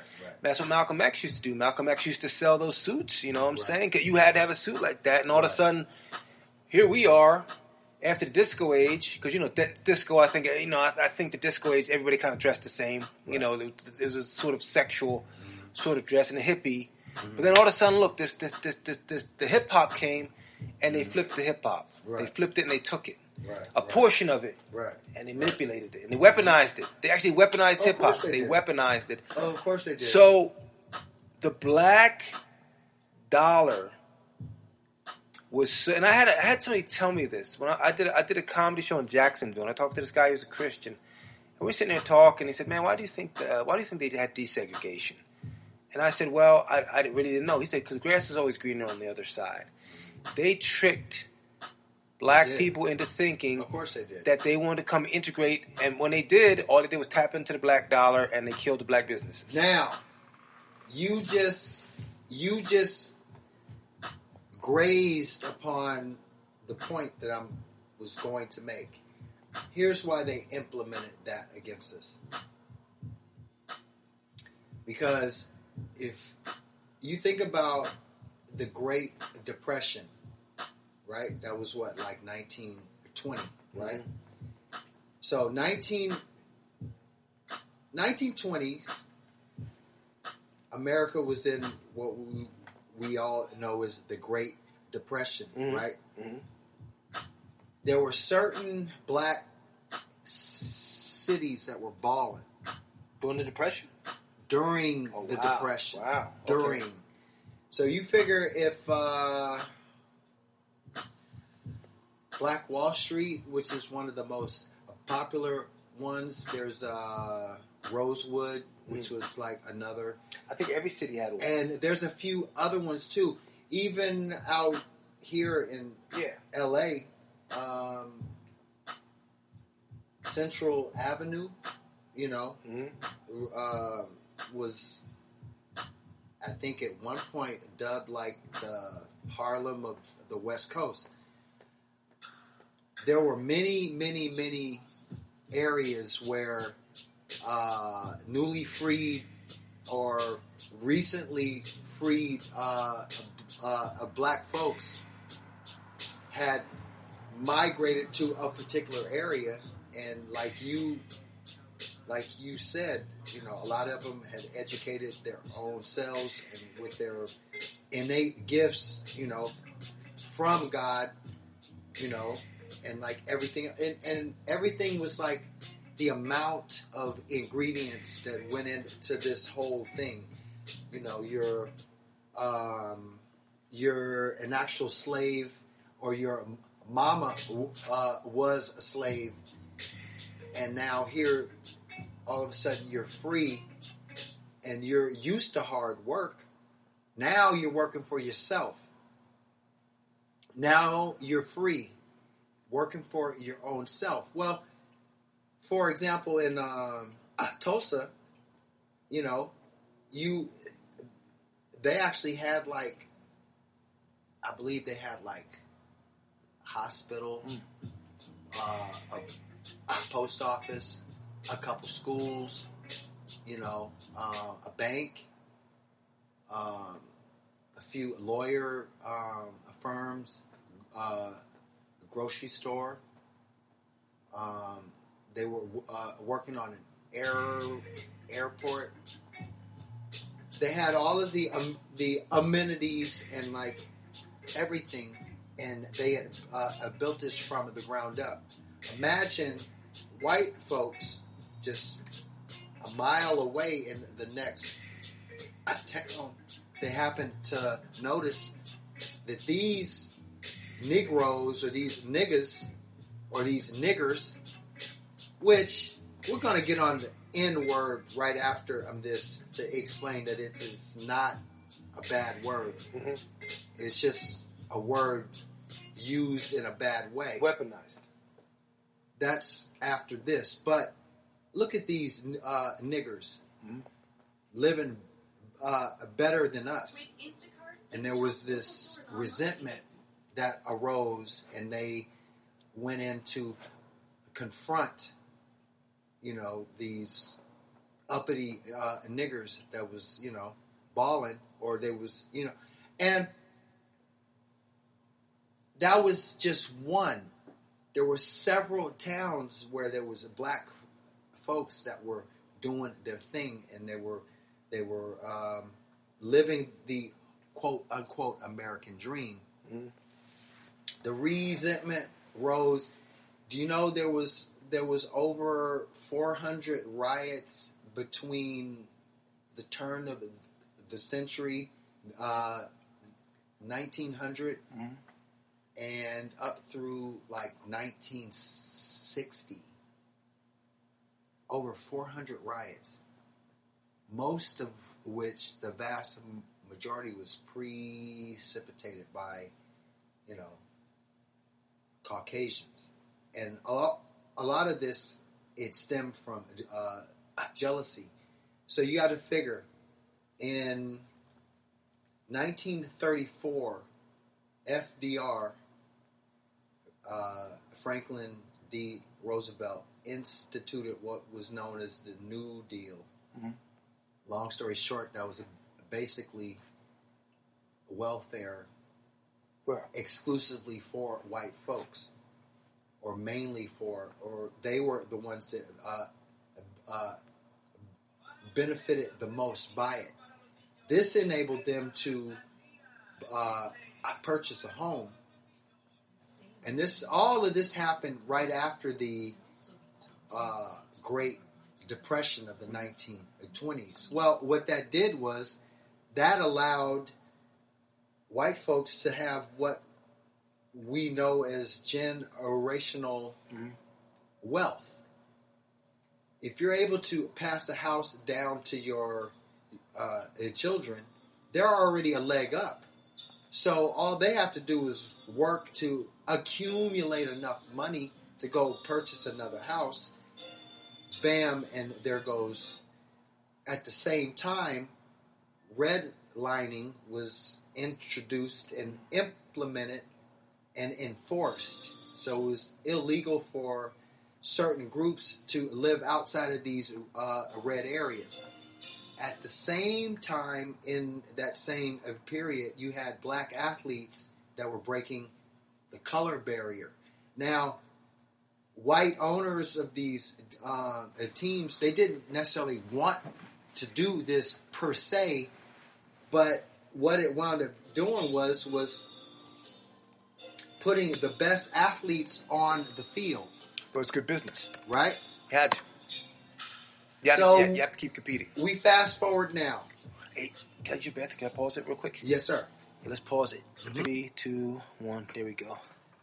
We're good. So it all boiled down to placing the best athlete on the field. So what we wind up with now is we have the recognition of the true wealth of a particular group of people. Meaning, here we have these people that have been enslaved or whatever. And I had somebody ask me once, because they had heard me spouting off a bunch of history that hadn't been told. And it sounded very hostile. Hey, could you hand me some chips? Oh, yes, sir. If there's any left? Yes, sir. Got this Doritos right here. Thank you, sir. Shameless plug right there, you know what I mean? Hostile people, go ahead. I want to hear about these hostile people who came at you. And a question was asked. I hear you saying all of this about what's been done to black people and everything else, and over the years. And I hear you, and this was a person who was also, quote unquote, a person of color, which is don't even get me started on that. But he was of Asian or Pacific Islander descent, and he asked me a question as in, well, I've heard you speaking all of this about, what's been done and all these things that have happened. What's the solution? I never hear you speak about the solution. And so I look at him and I said, well, the solution is very simple. If you leave black folks alone, just leave them alone.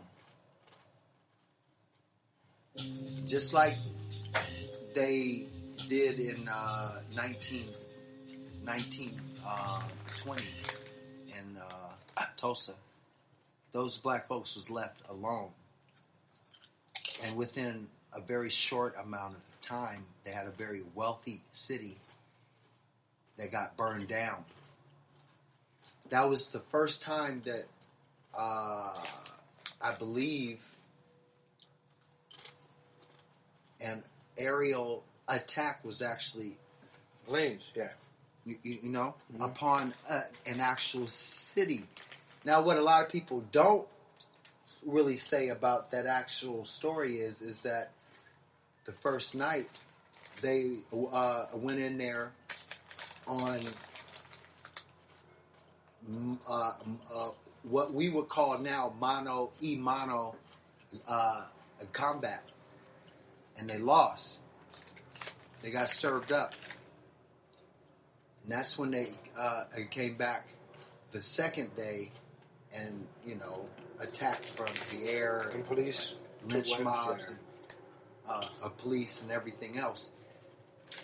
So to answer the question as to why would they do that, they had to do that to maintain us in a certain posture.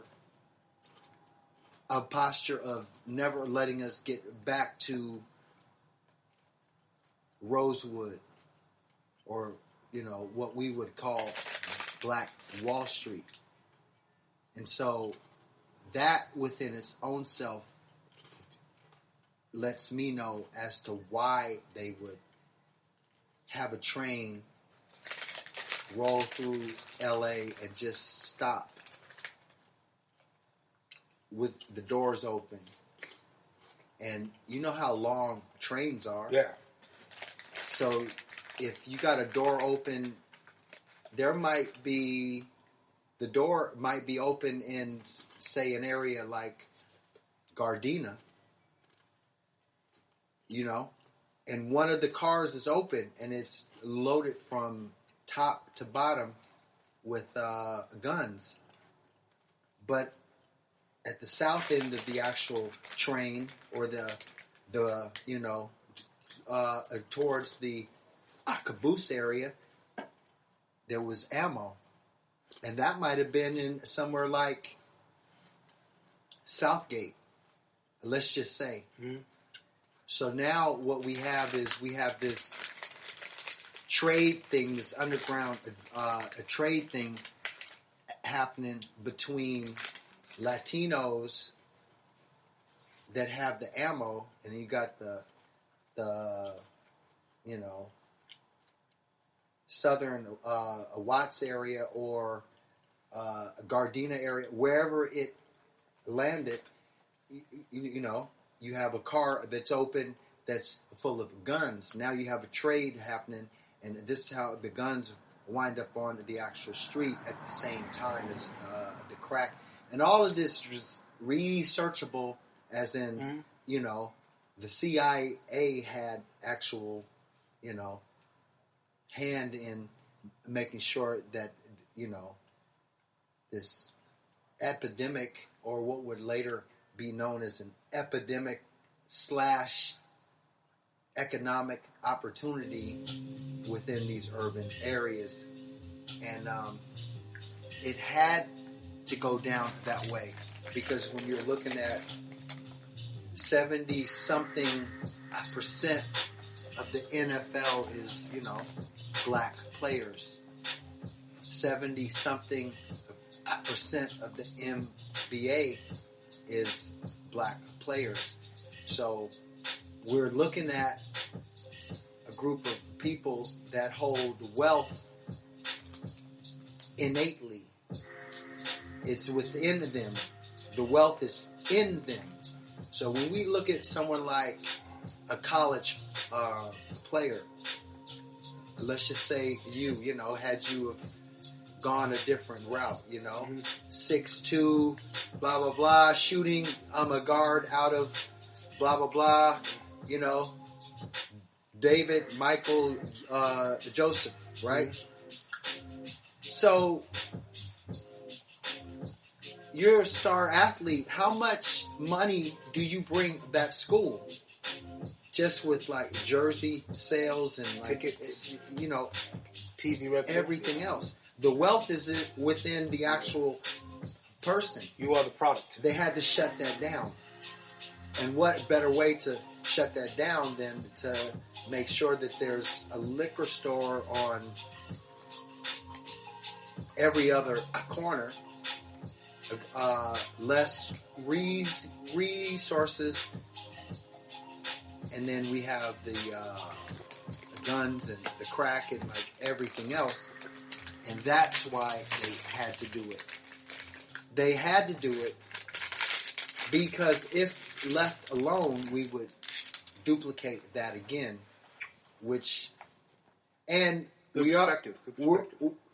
we're already seeing it in certain aspects, if the amount of salty, bitter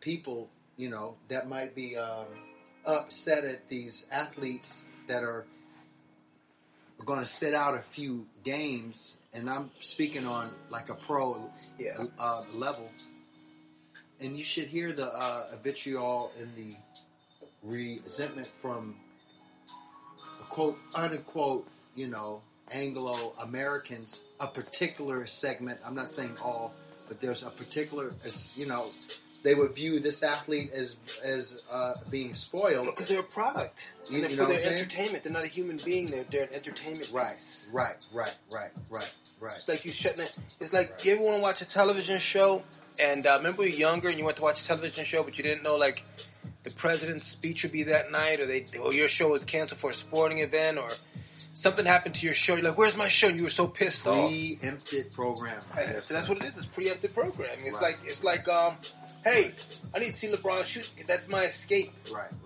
And I feel like I have a little bit of control over LeBron James because he's on my team. Right. I got his uniform on. Right. So I kind of hate the jersey. I hate to say it, but I kind of own him. Right. Well, LeBron knows you don't own him. Right. But the imagery is like, yo, LeBron's my man. He plays for my team. Right. When I clap loud or I cheer hard, he does better. Mm-hmm. It's the, most professional sports. Mm-hmm. If you look at them, NFL, NBA, Major League Baseball, hockey, they will say somewhere in the beginning advertisements, entertainment. Right. It's not sports, it's entertainment. And that's why I even picked the athletes they got. I mean, I had a theory a while ago, like, maybe football, yes, but for basketball, you hardly see any really hideous basketball players. You might see a couple, but it's all aesthetics, man. Right. Like, there's more. They want to see more Steph Currys now. They want to see more Klay Thompsons.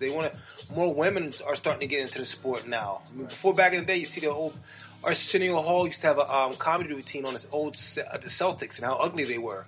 Wow. But nowadays, it's not like that. It's like, these players aesthetically pleasing. Right. It's like, but it's all, now you got the games, the computer games. So it's almost like you own these players. Right. So how dare these people I own say they don't want to play for me? Right. That's the fantasy. Right. And that's the fantasy they want to get you in. It's just a lot of these people, and I don't mean by any ethnicity, I'm just saying people who really get into sports, they're in a fantasy. That's why I stopped. I stopped watching sports. I love my Eagles. You love your Cowboys. But they're getting, they're getting thunder dug out. Oh my gosh, they're like a small pretty boy in prison. They're just getting every day. They're just getting hard, but it's okay. Right. But it's like it's the marketing, man. It's the marketing. Like, this is your team. Right. As far as hey, look, I can't even afford to go to any. If I wanted to go to a Rams game, I couldn't even afford the tickets. So it's not my team, but it's the fantasy. But then a lot of people get caught in fantasy. Once they get caught in fantasy, they start saying stuff like that. Because I stop when after a game. Because every time the Eagles would lose, I would get sad. I get depressed. Because it's not like LA where there's stuff to actually do. New Jersey, you watch football. Football's over. It's a dark, cloudy, rainy day.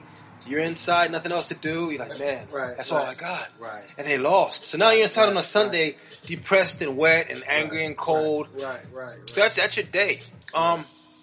So people really need their sports. But when I started seeing, like, after the game, these dudes started shaking hands and clapping and smiling. That's all. Hey, these dudes make a lot of money, too. Make a lot of money. I'm going to go eat my hamburger helper looking out of a dirty window at a cloudy sky. These dudes are going to go to Morton's, and they just lost. Have a big steak, bang out a couple models, maybe together. Right. And they don't care anything about winning and losing. Go in on Monday. And do it all over again. Yeah. Next week. And I'm sad. And they can lose all the games they want. They're still making money. They're still doing their thing. So I'm like, I caught the game. Like, this is all fantasy. Right. Sports is fantasy, man. Because honestly, I believe some sports, some games. For example, when Russell Wilson threw that pass, when they should have given it to beast mode. Oh, right. It was corporate, man. They wanted Russell Wilson to do the Disney World thing because they had to do every time the best player of the game, the MVP, goes to Disney World. Hey, where are you going to go, Russell Wilson? Disney World, man. He's primed for it. Curly hair, pretty boy. Hey, Russell Wilson, where you going? Hey, man, I'm going. Has that non-sort of ethnic voice. Right. I'm going to Disney World. They're going to ride the teacups. Right. Okay. Who is the leading player of that game? Marshawn Lynch. Right. So you think they're going to give that Disney microphone to Marshawn Lynch? You think they want to see Marshawn Lynch at Disney World? They won't even let him at Disney World. So they're like, you know what? Hey, Pete Carroll, check this out. I know you're on the 1 yard line.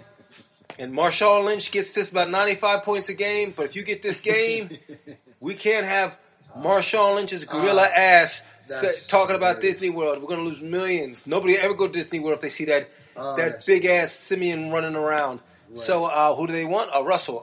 I know it's a running play, but we want you to pass it on the 1 yard line. Interception. Even Russell Wilson was probably like, "What the hell, pass?" Because I heard in the huddle. Marshawn Lynch, when the play was called, it's like all their hearts. Have you ever seen the movie Hoosiers? Yes. Remember the part when the coach comes out, Gene Hackman, because Jimmy, you're going to be incredible actor, by the way. One of the best. Jimmy Chipwood, one of my favorite fictional basketball players. Jimmy, you're going to be a distraction. Will, you're going to take the final shot, and they all pause. All the players pause. Right. What's wrong? Right. What's wrong with you guys? Right. And Jimmy Chipwood says, I'll make it. Oh, the players got all happy. Okay. Drove the play. Right. So that's what they thought was going to happen in the Seattle huddle. Right. It didn't happen. Like Russell Wilson, company man. Yeah. He's not changing. Look, come on. You give a Jim McMahon. You give maybe not Donovan. Come on, like what's his name? Cam Newton. Right. Even like a Brett Favre. Man, you know what? They're gonna cut dead. They're gonna go to the line. Okay, kill that play. Yeah. Give the ball to me. But no, Russell Wilson was like, okay, yeah, Pete, got you. Right. Pick off. Right. Entertainment. And I will say this about entertainment. I will say that entertainment is probably the biggest distraction that we got. On purpose. Right now. Oh, especially now. Yeah. Oh my gosh. Yeah. If there's any time distraction is here, it's like, because they're doing all kinds of stuff to us, man. It's like a 21-year-old guy in a strip club for the first time. Like he's just being distracted, and everybody's coming at him. Yeah, because everybody wants to, I'm gonna say it this way: for all men, it's like what I've learned, quote unquote, manhood or anything else. Is so diluted. And I'll just say it this way. I'll say, what should a man do when he gets home from work? Should he unwind for a second with, a drink or two, and then like sit and watch like a couple hours of like Sports Center, ESPN, and like what have you? And I'm not saying anything's wrong with like catching up on, what happened in sports or say whatever, so you can decompress or whatever. But here's what I will say. I'll say, just like a man should be the last to fall asleep at night. Amen. To, make sure all the doors and windows is locked and everything else. Gotta be safe. He should do the same thing spiritually, And so now it becomes like a battle. Like, okay, am I going to watch 2.5 hours of, Sports Center? Or am I going to, make sure that I pray over my house and my wife and my kids, lock all spiritual doors as well. And I think that's what gets lost a lot of the times is men get home and we need a minute to like switch reels and everything else. And it's like, imagine your daughter. Imagine this when you got here. Mm-hmm. Imagine if you getting here was the same as home. GPS had you just lost and whatever. Yeah. And you get home. Look, you get home to daddy. Yeah. Right? Yeah. But you in the mood that you was in earlier. Yeah. That's horrible. It's horrible to right? think that. Yeah. And that's what I think entertainment and like the whole being entertained and like distracted from like doing what men should do when they get home, which is secure the fort. I think if you make it part of lock it down. If you make it part of a ritual where you depressurize, then you get into it like a little 45 minutes, just cool down and do your thing. Yeah, as a man, you have to, because you need to. You can't come at your kids or child or your wife aggressive, or a wife or anybody aggressive, or the dog, homie. Because that stays. Well, I'll whoop a dog. No, I'll take a dog outside. I'll smack a dog around. Like I'll backhand a dog. Like, man, you better get out of my face. Yeah, no, I have no problem. Or a cat. No kids are though. No kids. That stays forever. Yeah. Because you look. Yeah. You do anything to a kid, you don't remember that forever. A dog just gonna come back like. Or you do it to a woman. So no, I wouldn't even think about this. See, I don't even think about that. That's criminal charges. Oh yeah, if you say definitely you're gonna hear about that forever. Ever. But a dog, I just smack. I'll backhand a dog. Dog will be back the next day. Hey, what's going on? Man, you were wild. I was all distracted yesterday. I'm sorry. Most loyal. Yeah. You know what I'm saying? Like you backhand a dog. A dog's come back the next day. Hey, what's going on? As long as you feed me, I'm cool. Right. You do. Not all dogs like that. You will catch an occasional dog holds. Cats hold grudges, and a dog, you catch the occasional dog will hold a grudge. Like they crap on your bed or hey, right. Pee in your shoes. Hey, that's good. Are those my $500 loafers? Oh, they are no. That I got on sale. No. Then we go to the basement and we just go on WWF. What are you doing to the dog? What are you doing? Right. No, they're playing. We're playing. Right. Why is the dog yiping? No, it's not playing. Shut up. Okay. You know what? Let me end on this. Okay. Because I did not say this last time because of editing. We got cut off. I did want to say this to so-called African Americans or whatever, man. I want to say this. This is like something that I really feel. I feel like, the whole rise in like racism and like outbursts by various non-black groups. Something that sickens me about us as black folks is I can understand being upset that you were racially profiled or whatever the case. But what I don't like seeing is I don't like seeing the the pain or the hurt from someone that you don't even know. Yeah. Do you understand? Mm-hmm. Knock it off Uh-huh. with all the tears and all the, oh, my feelings were so hurt because you were called a nigger or whatever. Newsflash. Nigger is not a bad word. Mm. Speak on it. You feel me? Yeah. Cause I had somebody tell me this a couple days ago. This is amazing. Nigger is not it's a like bad confirmation. word. It is not a bad word. You just got too many people triggered out there, man. They're triggered and put in the victim mode. Man. Like if that word is kryptonite, then you're in trouble. Man, listen. I'm going to go into scripture, and I believe that it is Acts 1, verse 13. I think I know the one you're going to pull up. Or is it 13, verse 1? No, I think it's 13, verse 1. Yeah, I think I know the one you're going to pull up. Go ahead. Yeah. So, just so it's known that there were a lot of black kings that ruled in Europe. Mm-hmm. Between the years of, I'm going to say, 12th, before the 12th century, but we'll just pick somewhere in there, as in, like, the power structure began to change in Europe in the late 14th century. Interesting. Prior to that, though, there were several black kings. So, for example, if we have like Kenneth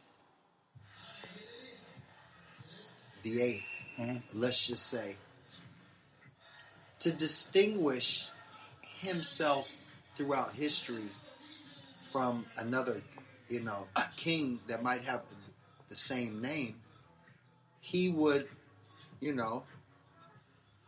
be known as Kenneth the Eighth, the nigger. Yep. Some would even try to pronounce it Niger, spelled with one G. It only denotes black. And there's a certain, like, royalty or a certain term of endearment that still rings true to this day. It'd be the equivalent of the nigga of today that's used amongst each other. And other non-black groups use it as well. But I'm focusing mainly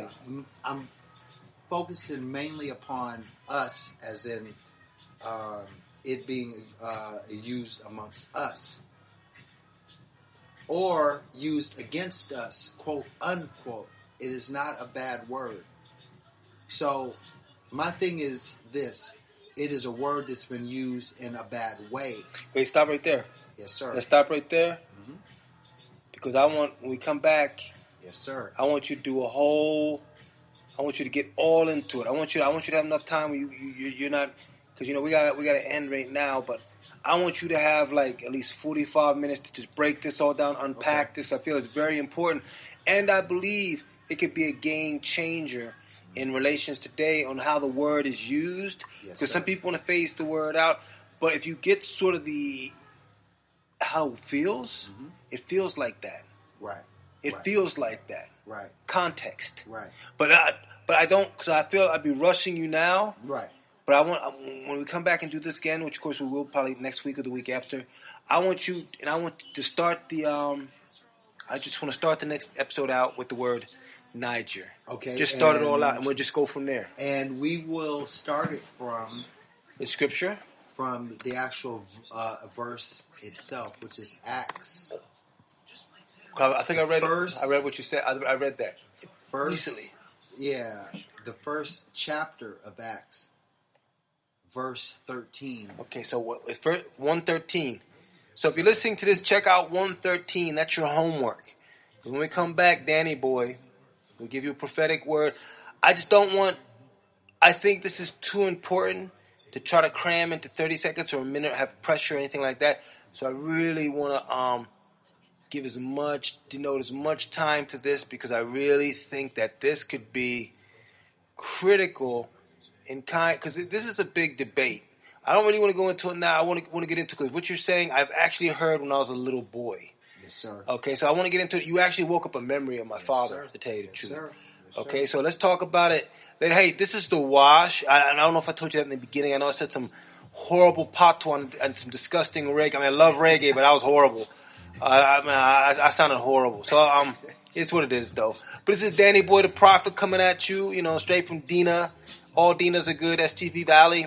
This is Jude coming at you, and like, hey, stay tuned for next week, because the next episode after this, because Danny Boy's gonna, man, he's gonna knock you out, man. You're not even ready.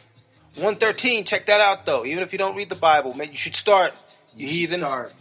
It's a wash. You should start. You should start. Okay, we're out. Okay, take care, and be positive, and everything's gonna be all right. These times are dark, but it too shall pass. Any last words? It too shall pass, and my parting words is that if you have a Bible, grab it, read it, and when reading it, read it from an angle of historic, allegorical, as well as the basic instructions before leaving Earth, and as an overall guide, as in how and the manner in which you should operate, and recognize the fact that it is not just a book that is books, and there's more truth in it than you are even able to imagine. But we'll touch more upon that in the N-word and a couple other things as well next week. Who knows? Maybe even flat Earth from a biblical standpoint. Boyaka! Bati boy! We out! Bati boy. No Bati boy. No Bati boy.